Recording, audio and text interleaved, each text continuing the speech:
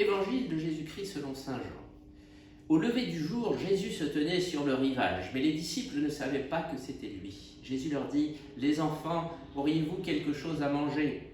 Ils lui répondirent : « Non. » Il leur dit : « Jetez le filet à droite de la barque et vous trouverez. » Ils jetèrent donc le filet et cette fois, ils n'arrivaient pas à le retirer, tellement il y avait de poissons. Alors le disciple que Jésus aimait dit à Pierre : « C'est le Seigneur. » Quand Simon-Pierre entendit que c'était le Seigneur, il passa un vêtement, car il n'avait rien sur lui, et se jeta à l'eau. Jésus leur dit : « Apportez donc de ces poissons que vous venez de prendre. » Simon-Pierre remonta et tira jusqu'à terre le filet plein de gros poissons. Il y en avait 153. C'est la troisième apparition de Jésus ressuscité. Et il rejoint ses disciples cette fois dans l'ordinaire de leur travail.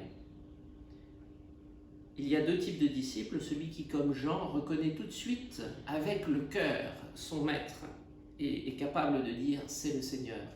Il y a aussi Pierre qui est tout à fait louable d'engagement. Pierre est celui qui mène la barque, il est celui qui entraîne l'Église à sa suite. Alors nous-mêmes, nous pouvons reconnaître le Seigneur par l'attachement que nous avons avec le cœur, mais aussi par notre appartenance à l'Église et nos engagements au service du prochain, au service de l'Église, au service de ce monde.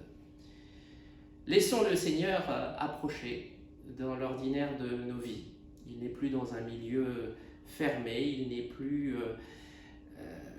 en train de rejoindre des disciples qui ont peur de l'extérieur.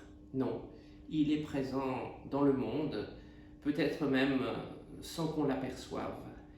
Aussi, dans notre prière, nous pouvons relire ces lieux de sa présence et le laisser venir et voir la fécondité que revêt sa présence.